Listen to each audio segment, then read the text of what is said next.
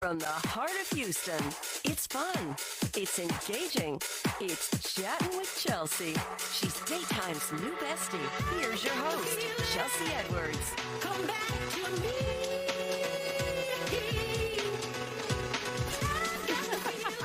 Hey, besties. Welcome to another episode of Chattin' with Chelsea. I'm your daytime bestie, Chelsea Edwards. All right, today we got the scoop for you. If you've been dreaming of getting into your first home, we're going to give you the tips and the tricks to make that dream a reality, okay? And we're also going to tell you what's happening in the real estate market right now and what you need to do before the end of the year if you are in the market. So whether you're shopping right now, you're just thinking about it, we're going to make sure you're ready, get you there, okay? All right, so a little Chelsea chat for you. Many years ago, many years ago, I was in the market to buy my first home, and I thought I had found the place, right? This was this 4-bedroom, 2.5 bath, cute 1-story. I thought it was it. So I had gone as far as putting down the earnest money, signing the paperwork. I was ready. Got the inspection. So the day after the inspection, I'm in the neighborhood. I am so positive this house is mine. I say, I'm gonna go check on my house, all right? I happen to have the code at that time to get in, so I put the code in. I'm walking around the house, checking it out, making sure everything's cool. Then, I just happen to have my tape measure in the car. Get that? I'm starting to measure things, make sure my furniture can fit, see where I'm hanging my pictures. Then I thought, you know what? I want to finish this, but I'm really hungry. So then I go get something to eat, come back, still working on how I'm going to set up my house, right? Then, I look at the time, it's traffic. It's too much traffic at this time. So I'm going to just go ahead and stay here and get some work done. I pull my laptop out. I'm getting some work done. Next thing you know, I fall asleep. I am knocked out in this house that is not quite mine, and I was so knocked out. I woke up several hours later. Yeah, but it was okay. It was okay because I was going to get the house. It was all good, right? I was going to make my parents so proud. Homeowner, single in her 20s. It was all good, right? So I eventually get back to where I live, and the inspection has come back. Turns out there are so many things wrong with this home. It was the roof, it was water damage, and the house was at the top of my budget, so I couldn't afford to fix it. The seller didn't want to pay to fix it, so ultimately the deal fell through. So while I'm thinking I am this up-and-coming woman who is, independent, about to be a homeowner, make everybody proud, I actually realized I was just a squatter. I was a squatter. Those people who move into homes and then make it their own and it does not belong to them. I was a full squatter for a day. Okay, not my proudest moment. I have not done it since though. So let's get back to the real estate market. Let's take a look at this video right here. So you said you like them older. Well, this one was built in 1923. Super strong, durable, reliable, long lasting. Just like me? Oh, you like more modern? Misunderstanding. Well, lucky for you, this whole kitchen's modern. Just check out this gas cooktop. Especially if you like spice in your life, this will really bring it. As for the heat though, you and I will create the heat. That's all us. Okay, tough crowd. All right, well, why don't I just show you the master bedroom, tons of natural light, super quiet bed. Just installed it myself. Oh, you're leaving, okay. Okay, Matt Campoli is hilarious, but I don't necessarily want him to show me houses. It's like, we're dating. Are we dating? All of a sudden, I just wanted a house. Okay, well, if you don't want to deal with all that, maybe Trent Miller is more your speed. Check it out. This is what $7,000 is going to get you in San Antonio, Texas. It's a speed tour, so let's take a look. Here we go. Right there's a beautiful red door. Okay, we're going to show them that bedroom. Now here we go. Oh my gosh! Oh my gosh! This is not garage! Get out of my way! Back inside, we see the beautiful. Right here's a breaker box. If you want me to break your. Never mind! Help! For my belt busters, right there's a beautiful pantry. Speed door! Speed! Out we go. Guys, we see they put a beautiful patio down. I'm thinking a Walmart, a Temu here, maybe an Amazon. Back inside! Speed! See what we can right? Right here we have a beautiful big bedroom. Guys, don't complain. complain about the bedroom sizes. If you're buying this house, your pockets probably aren't that big either. How does he move so fast? Okay, Trent, I'm exhausted just looking at you. That is definitely a different age than I'm in. I don't think I caught all the features, but the good thing is you can watch that over and over and it won't take that long. We see a lot of real estate agents online on Instagram. You know, they build their profiles, get more views, all good, right? But what if your real estate agent is only good on Instagram and not in real life? Hi, how are you? Good, nice to meet you. Nice to meet you. I'm sorry I was late. How was the drive? It was good, no traffic. Okay, so I know there's a walk for the go. Give me a second. Yeah, I'm gonna have to call Gary. Okay, I got it. Yeah, come on in. This is our beautiful remodeled home. So that's gonna be a brand new carpet, brand new roof. It looks a bit dirty. You know, I wouldn't call it dirty personally. I wouldn't use that word to describe it. It's more of a vintage feel. Let me show you the backyard.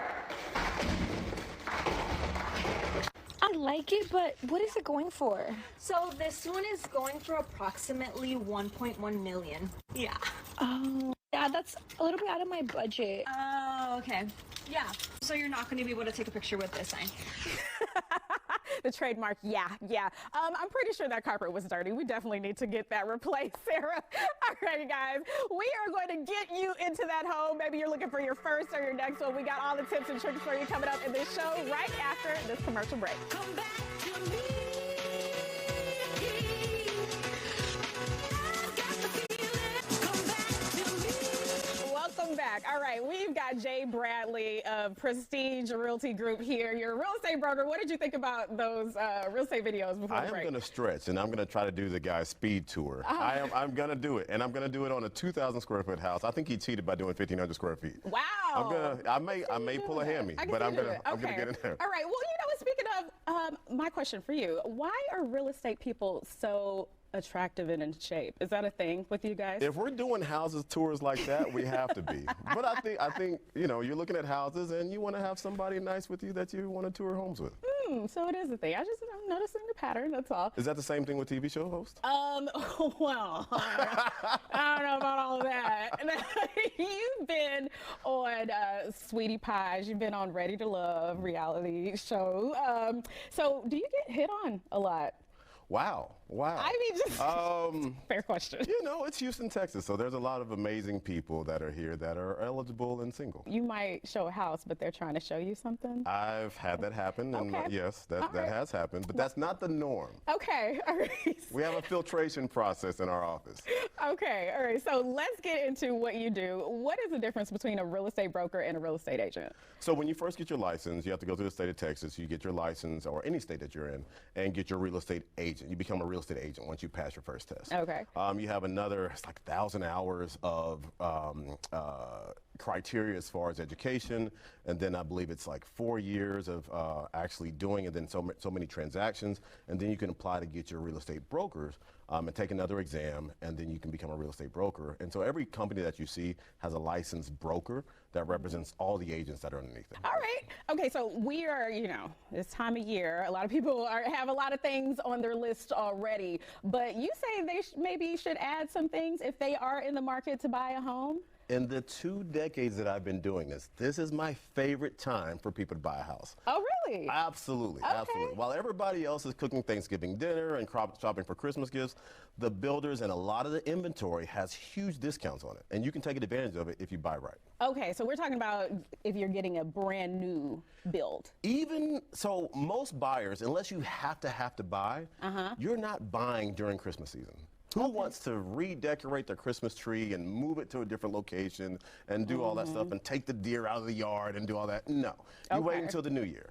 So if you are buying when everybody else is waiting to the new year, then there's a lot of inventory that's available for you. Oh, okay, that's a good point. What do you need to make sure is in place if you are like looking to make a deal by the end of the year?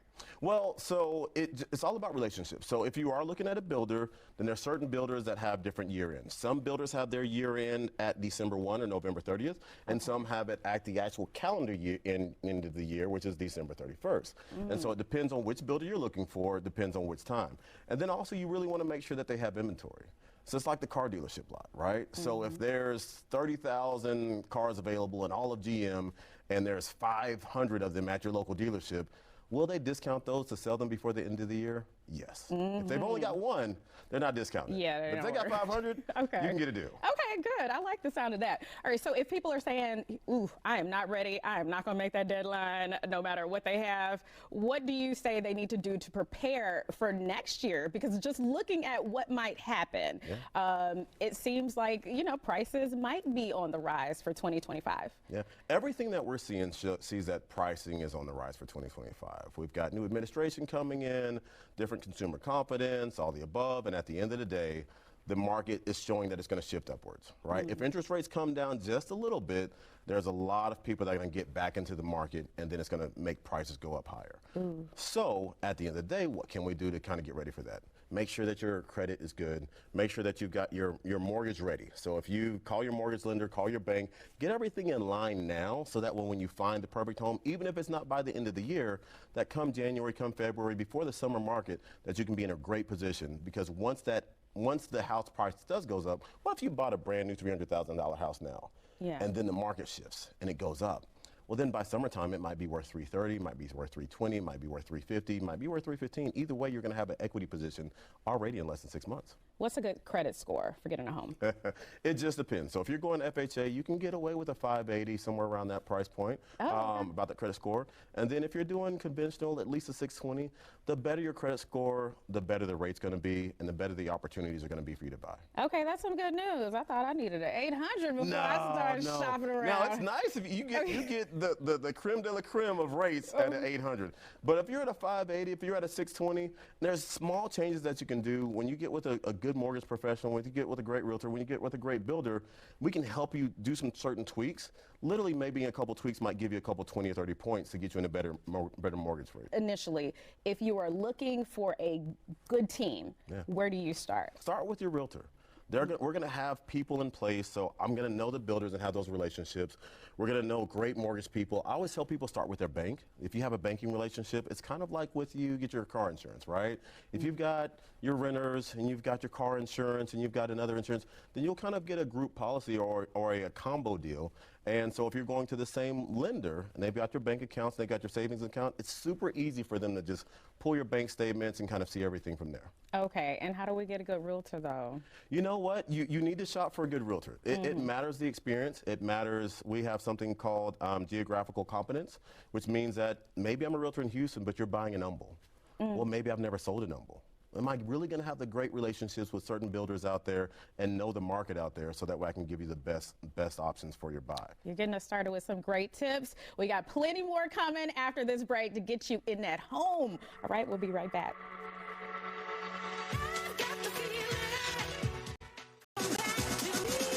Time to get you in that dream home or your first home. We are roping in Nicole Jones, new construction builder, because you got plenty of tips for us as well if we are a first-time buyer. Absolutely, you know, because it can seem overwhelming for some. So just to kind of take a step back, I started in real estate as a realtor. So starting as a realtor, being in new home sales, and now just moving up in the industry, I've learned a lot and realized a lot of people get overwhelmed, like how you thought you had to have an 800 credit score. A lot of people think they have to have a ton of money in the bank. So really aligning yourself with a realtor, with an experienced and knowledgeable realtor and loan officer is key. Okay. Absolutely. And that's your first step. Absolutely. That's the first step. So I kind of came up with an acronym, HOMES, HOMES, because over my years I realized it's easier for people to remember things sometimes when it doesn't seem as overwhelming as the process may seem. Yes. So to start, H, absolutely, hire a knowledgeable real estate agent. Like that's going to help you get from A to Z. Okay. And be able to help identify any bottlenecks and to help you get over any hurdles or bottlenecks or challenges. Yeah, and understand all those terms that we don't really get. Yeah, so exactly. Hire an experienced agent or realtor. There's a realtor code of ethics. So our job is to make, our fiduciary duty is to make sure that we take care of the client, whether you're the buyer or the seller. that process enables us to actually help you guys and actually represent you to make sure you get the best deal out there. Okay. So versus going in and you don't cut your own hair, right? Well, then Some you people probably do, shouldn't. Jay. Some people, you know, I do, but I don't have hair. You know what I mean? So there are some situations in which, yes, it's okay to cut your own hair, but probably for y'all, it's probably not the best option, right? For me, yes. So in that situation, you want to hire somebody that actually knows what they're doing, that has experience, and that is experienced in the spaces where you need to be. No, Okay. absolutely. And if I have my spelling right, the next letter is O. It's O. H-O, okay. And this is where the buyer really has to look at their finances. O is for organizing your budget, knowing what you can afford, saving money, seeing maybe where you can cut down. Maybe you need one less Starbucks every day if you go on a daily basis. You know, that adds up. So really organizing your budget to know what your comfort level is, you know, because you may get approved for a lot more, but that does not mean that's what you want to spend. So depending on the programs that your realtor and lender connects you with and what you qualify for, meaning that credit score. There's a ton of programs out there, 100%. You really don't have to put anything down, but really understanding you put less down, your rate may be higher. What are some other fees or things that people need to save up for that they may not realize if they're a first-time home buyer? So when you start a contract, immediately you're going to have earnest money. Earnest money is that money that's just good faith money to say, hey, I'm intentional about buying this house.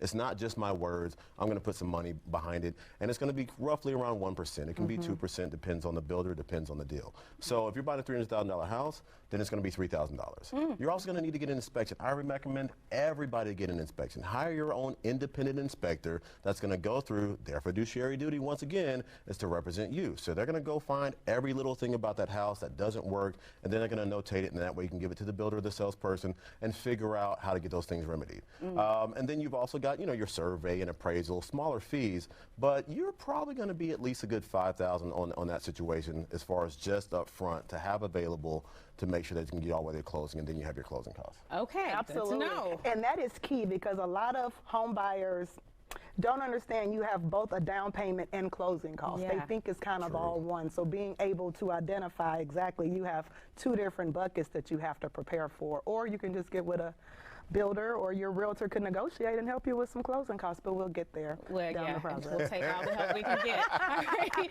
what's your next tip for us? M, you really have to market research matters. Where do you want to live? Are schools important to you? Do you want to be near health care, banks?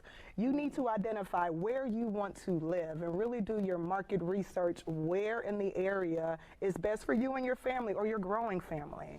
And in a major area like ours, you know, traffic. The first thing I talk to my buyers about, and they're like, oh, I want to move to Cypress. Okay, cool. Where's your job? Oh, I'm in the med center. Do you know that's an hour drive? Without traffic. quality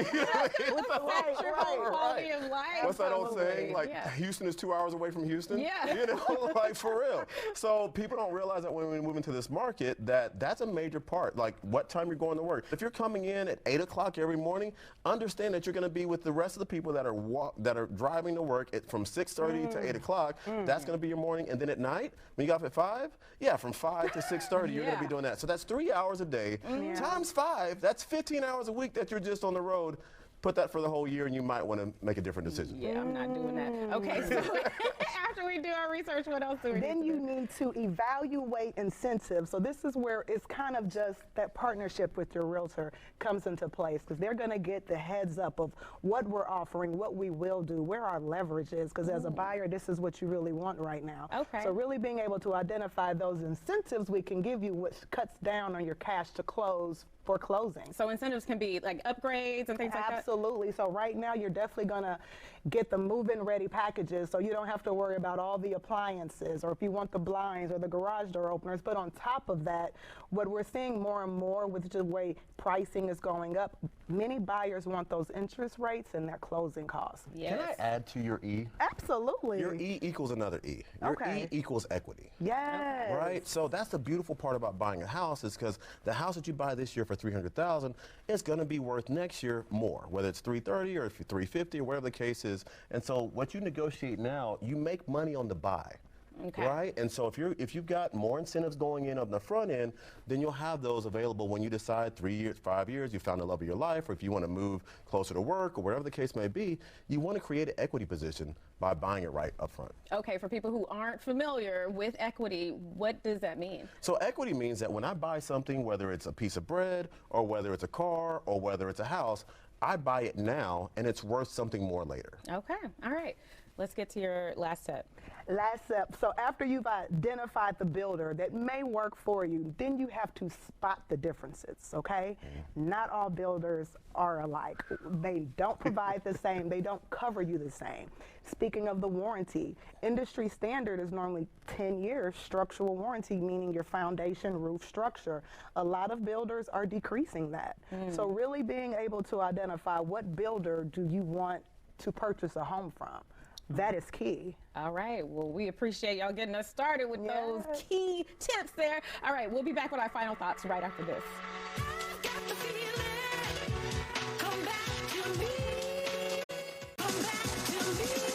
All right. Before we go, Nicole, Jay, is it a buyer's market or a seller's market right now? Ooh, good question. It is definitely a buyer's market. What does that mean? It means we have more inventory, completed homes on the ground for people to purchase, and there are fewer buyers than we have inventory. Okay. So that means the buyers, you have all the leverage to negotiate, because like we were talking, once the rates drop, pricing probably will inch up and you lose your leverage every time that rate drops, because there's more buyers in the market at the same time now. I think the biggest part is don't be afraid to buy. Oh, a lot of people will hear all these acronyms and earnest money and this and that and just sit on the bench. You know, get involved in the process. We're here to help you through the process. That's literally what your realtor is supposed to do, is to help you walk through the process and make what we do every day super simple for you. And people will sit on the bench and get scared. Don't get scared. Now's your time to buy. Get in there, get some equity going, start your real estate empire, just one house at a time. I like that. Okay, all right. I want to thank my guests for being here, and thank you for watching another Chattin' with Chelsea. Keep up with us on social at Chelsea Show Fox, and our wardrobe is provided by Trezor Cache Boutique. We'll see you on the next Chattin' with Chelsea.